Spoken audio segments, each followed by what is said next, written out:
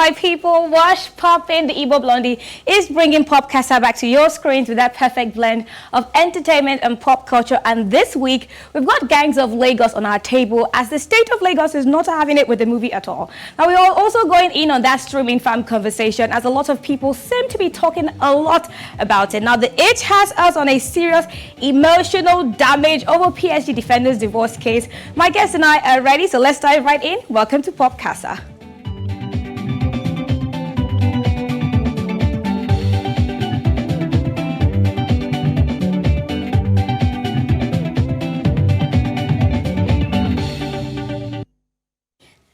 Let's get the show on the road, my people. Now, just recently, Jade Osibero's Gang of Lagos premiered with a whole lot of dashing and smashing looks on the carpet. And of course, massive reviews of the movie, which now includes reviews from the state of Lagos.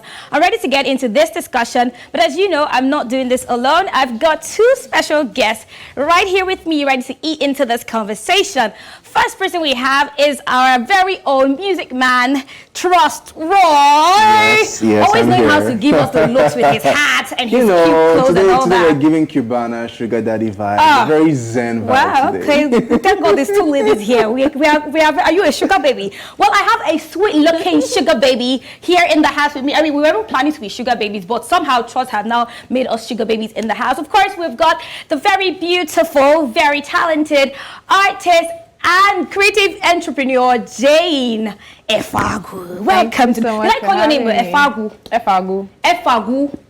Where are you from? Delta State. Delta. Okay, I'm an Igbo girl, so I did the Efagwu. Yeah, Like, I called Efagwu. it like Efagwu that. means our name will last forever. Her name was like, that's what my own sounds Mbagu. A family that lasts for okay now. And we're now tuning with the blood. Kindred spirit, okay. let's Exactly. go. Exactly. Kindred spirit. Okay. Okay. Now let's talk Gangs of Lagos. Now on the 7th of April 2023, Nigerian filmmaker Jade Osiberu released a crime action thriller starring Toby Bakre, Adeswa Etomi, Iyaba Ojo, Chioma Akpota, and a host of other exceptional artists and actors, including music artists like Zlatan Ibile, Chike, and Pasuma. Now let's take a look at the trailer before we continue. We were born, the life we have. Saleko is the jungle. Everyone does what they must to survive. How? 1,000,001 people willing to die for a cause they know absolutely nothing about. Let's go!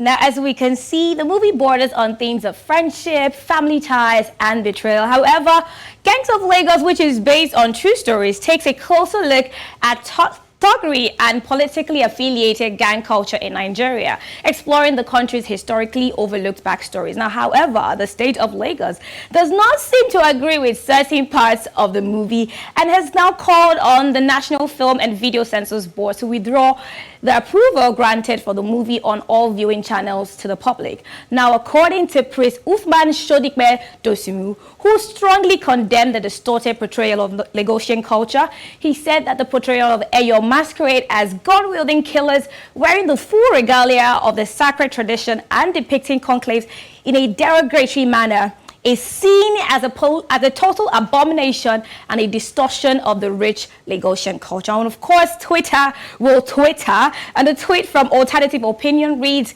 "Do script writers and film producers no longer have the artistic freedom to bend some narratives to suit their aim anymore? I can't understand there's so much noise being made over the Gang of Lagos movie. After all, it's a work of fiction, or did the producer say it's factual?" Now, that is where the whole story is going around. Firstly, I want to refer, I want to ask, would you refer to the filmmaker's depiction in this movie as desecration or creative license?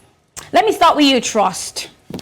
I don't see it as desecration. Okay. I see it as a work of art, as creative license. So, I mean, nowhere in the movie when I saw it did they say that this movie is based on a true life event. Exactly. I mean, people are allowed the creative license to make alterations to real life events and story after all. So I lean more towards it license.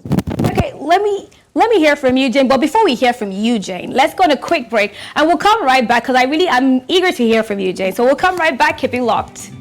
Welcome back to the show, my people. Now, we left off with Trust telling us what he thinks about the movie Gangs of Lagos, whether it's Desecration or Creative License. And I'm yet to hear from Jane. I want to hear from you. Do you say Desecration or Creative License? I do think Creative License, because if you look at films like Olympus Has Fallen and London Has Fallen, they depict things like the White House and the FBI and the CIA, and this does not, we've never seen those people come out to say, oh my God, don't do this, blah, blah, blah. So I feel like, what is the movie if people cannot relate to it, especially if the target audience is Nigerians and exactly. What if it happens to the person personally? Exactly. So like it's I feel like the government needs to play their part in helping us push narratives of our culture, and it's not everything has to be rainbows and sunshine and flowers. Sometimes things happen and it's fine.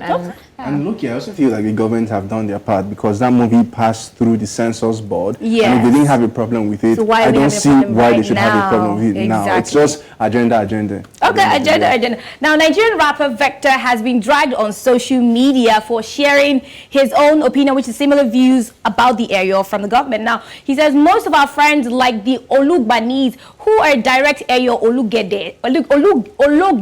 Please permit me to desecrate the name, I'm so sorry. Olugede gatekeepers are not gun shooting criminals using culture as a disguise. Going on by the terms gang means it is going on by the terms that gang means, it is disrespectful to define the Ayo in the same light. What are your thoughts on this? I want to start. Should I start with you, Jay? Should I do ladies first, or do you want me to just push it to the bottom? You want it. We can.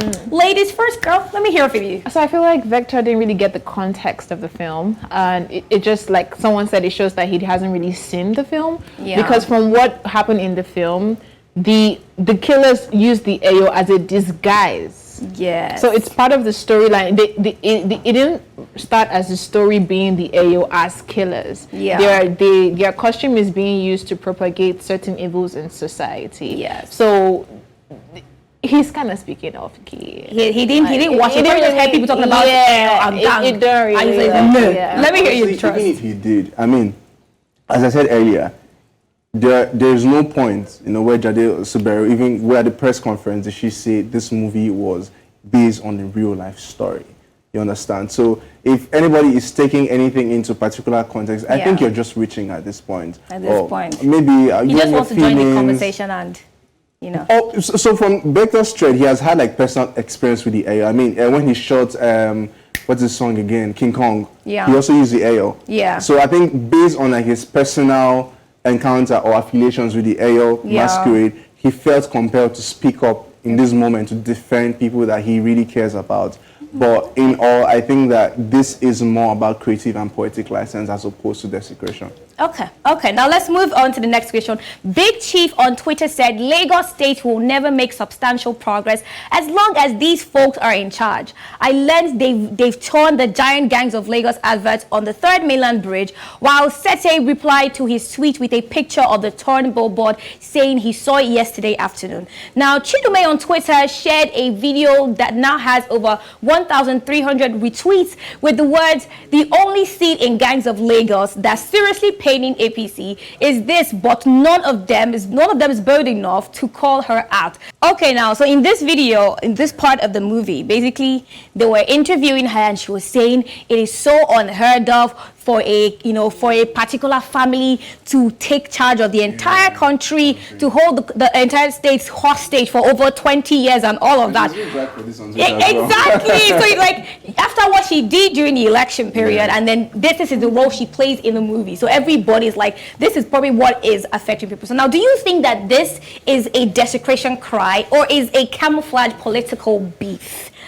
I saw you already hiding your face, Jim, when you're like, did she really say that in the movie? So let me hear from you. Now, do you think it's a political camouflage or it's an actual desecration cry? You know the thing, it's such an ironic move because Twins stance before the election and a stance in the movie, they're just like going.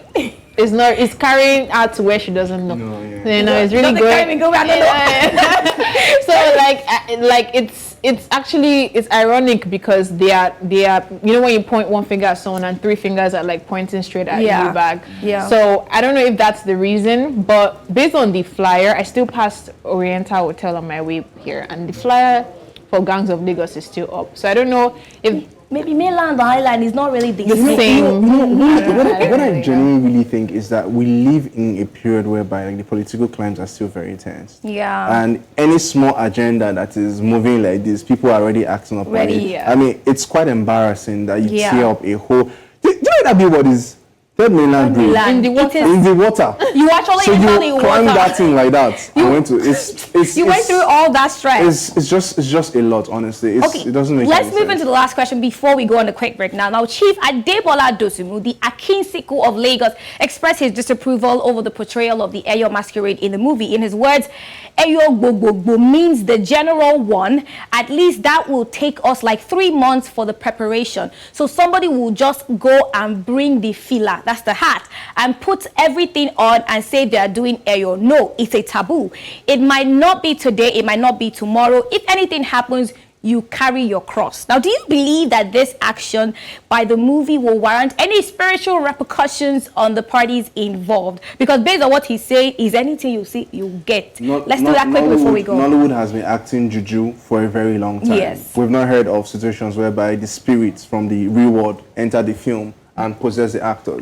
Do you get? So I think at this point, what is crucial is that since the conversation about the AO has been brought up, people that are partisan to the AO or people that own this AO, come out, use the media and educate people about this masquerade, educate people about the Lagos culture. Let people see documentaries about how the AO is being prepared. Use this as an opportunity to educate people. I think that should be the move that should be made now as opposed to this comment. Let's hear you quickly, Jane, before we go on a break now. I don't think just like trusted. I don't think there'll be any spiritual repercussions because they've been acting even in this like Yoruba movies. If we're going to make it like a Lagos thing, if we bring it back to Lagos, there are Yoruba movies where like there's all sorts of like spiritual like parts to the story, and there's been nothing like that. So I don't think there'll be any problem. I think he's just trying to instill fear into exactly. Now, truly, we will all be glued to our screens to see how this pans out. In the words of Camps on Twitter, particularly like how the Gangs of Lagos movie is creating a lot of buzz and controversial conversations around it. Understanding fiction is not a gift many have, especially when it hits close to home. Now, on that note, we will be heading on to our next story where we'll be talking about streaming farms and its impact on the African music space. Keep it locked. Welcome back to the show, Nibam. Now for the next part, we are going in on the streaming farm conversation from Joey Akan dragging some people by their dreadlocks on Twitter to Black Bones letting them know that he sees what they're doing with the streaming farms. A lot of ideas have been flying around this conversation. Now, before his death, American actor Michael K. Williams worked on a documentary about streaming farms. The piece was published on YouTube on January 26, 2022. Now, that documentary was the first amongst many to publicly shed light on this new system of agriculture aimed at the boosting of streaming numbers. Now, fast forward to today, many Nigerian music stakeholders are speaking up about this new trend, with some social media users accusing Olamide's YBNL Records and Don Jazzy's Mavins of using streaming farms. Now, Black Bones tweeted, "One day these platforms would catch you streaming farm guys, and then everyone would know the Yahoo artists from the real ones." You know, on and on. Continue. Now, my first question, I want to direct this to Jane at first. Now, Jane, are you familiar with streaming farms? You know, the thing is, I think the concept is very crazy because in my head, in my head, I think that when you want to put out a song, because a song is a product, music is a product, and that it's just one of those products that end up lasting like throughout the sands of time, like forever and ever, even outlives the artist. So I would think that when you want to put out a product like that, you will want to put out certain moves to make sure that product does well. So to go into that process of streaming farming for your, like, how long is it viable? How long can that take you? How far can that take you? And I think that it came out because of social media, because of clout. Everybody wants that clout of 1 billion streams, 1 million streams, 200 million breaking records back to back. But like when you log out and you come out and you're booked for a show and you put your mic to the crowd and no one can say your song, like, so what kind of legacy? In my head, though, I did not think that people do things like that, because I don't even think. It's not supposed to work. So let me ask Trust the second question. Now, looking at this trend, does it make logical sense for people to accuse the most structured, labels in Nigeria about stream farming? Well, people can do whatever they like. They can say what they want to say, especially on Twitter. To be on the safe side. To be on the safe side. I mean, look at it like, I had the opportunity of visiting like Mavens a few weeks ago, and that record label has structure. Yeah. So, I mean, if you're going to accuse them of using streaming farming, I think you should maybe also think about the fact that they're actually putting the work to put out the artists. The brand is on point. If you're going to accuse Maven, how about Rema? Rema's song, Calm Down, is doing it. Since February last year, it's doing numbers. It's really counting. So you can actually see, there are videos of Calm Down being played in festivals, in arenas, and people are singing back. I cannot tell you if Mavens or YBNL are using streaming farms. Yeah. But I saw a tweet about Scent.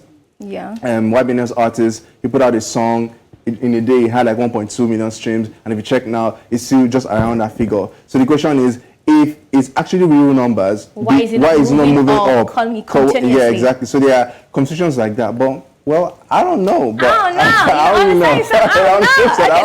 I'll ask the third question to you, Jay. Now, so in the long term, what are the pros and cons to using streaming farms? I mean, I saw a tweet from Joey Akan saying stream farming will, affect these on the long run. So what would you say are the pros and cons? I mean, I think we can clearly see it, like Trust just said, when you publish numbers, because I think music is a numbers game. The music business is a numbers game.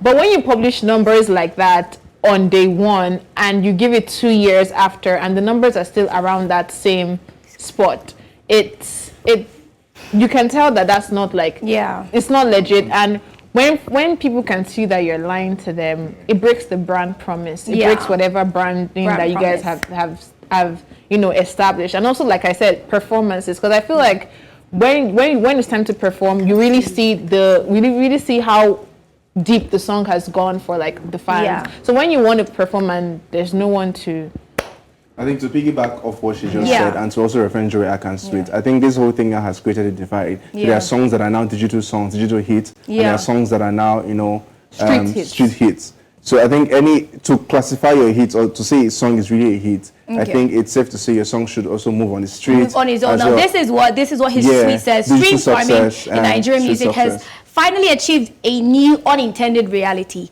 There are two types of successes. Digital success, as you said, where your song is only blown on the charts. Street success, where your song is popular offline, but stay low or But this is not also to negate the fact that there are also digital successes that are not off streaming farms. Okay. So there are songs that blew up on TikTok. On both sides. And those songs, become like digital successes as opposed to like streaming farms. Joey also referenced at some point Machala by Kata Ife. At some point that song was stream farmed and the space caught a wing of it and all that. I mean, there's a lot that has to go on this, but at the end of the day, we're going to play it safe. I mean, we obviously want to see organic music coming. We want to see organic numbers. There are mediums that people can use to find out if numbers are being. Please, after the show, you're going to tell me. We're going to find out. I really do want to find out. But right about now, the Itchy Itch is knocking on our door, and we'll get right into it after the break. Keep it locked. Now it's time for the Itchy Itch of the day, and this one is all shades of emotional damage. Now the phrase "Man of the Year," "Mommy's Boy," and Hakimi has been trending all morning on social. So here's the tea.